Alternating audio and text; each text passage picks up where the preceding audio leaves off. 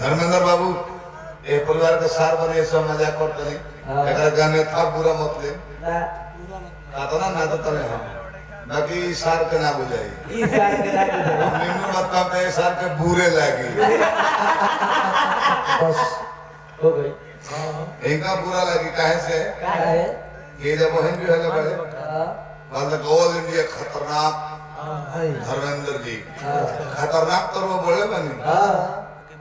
ऐसे कि जाना जाना घरे बहन भी हल हो कब वो पहुन लो करो ले भी दल हो रो खतरनाक नहीं ना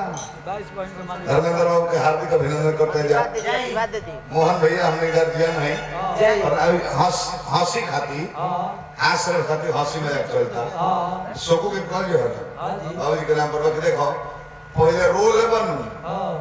तो हंसे में अस्कोत लगेगा बाबूजी को मोला गीत गा दे जूजी का हलवा खेलता है आई हमारा से जाते बड़े आड़ू का पानी जनारो होला रिवर्सिंग के बाद होता है अब तो द्वार बारा तो मन भेर वाले का जवाब बहुत एक सटीक करो लेवल के जवाब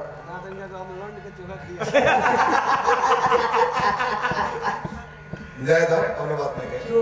भाई हमें हंसी में चलेला ई स्टेज से नीचे के जन बात होली तो टेंशन वाली होली अब मंच के बाद के जब ये के लॉन्च कॉल हेलो 1-2 घंटा बाद बिक दो एकरा के दुखाए के नहीं हमने दुखाई ले ना चाहिए कि हमारा बात से हमारा केहू कलाकार दुखाओ धर्मेंद्र जी रो मंच पर नहीं बहुत सुंदर लगा तो है जब रक्षाबंधन के लय बैठ के आशीर्वाद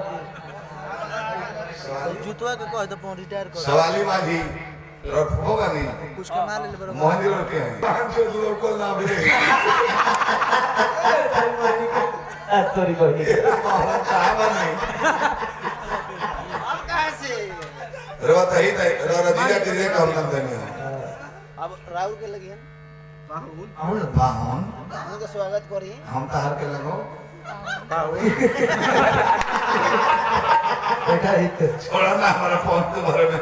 अपने पाहुन के बारे में सोचा ना भी आशीर्वाद दी रखे जय जाता दिन से बैठ रहे थे हमको बुझाई कि हम लालू यादव के हेलीकॉप्टर पर बैठो बानी जय हिंद धर्मेंद्र जी जय अरे वो 27 महीने का मलकार हो जाएगा 44 बहुत बहुत और पाँच ये हो मेरा केवल हाँ को पर 44 को भोगिना के 44 गुरु भोगिना हो जाओगे देखिए अब यह लयदार परिवार का मतलब हो धर्मेंद्र जी का हम गार्ड कर एक परिवार का तो मान देख लेते हैं तो उनको दुख लगा मुझे अंदर की सबसे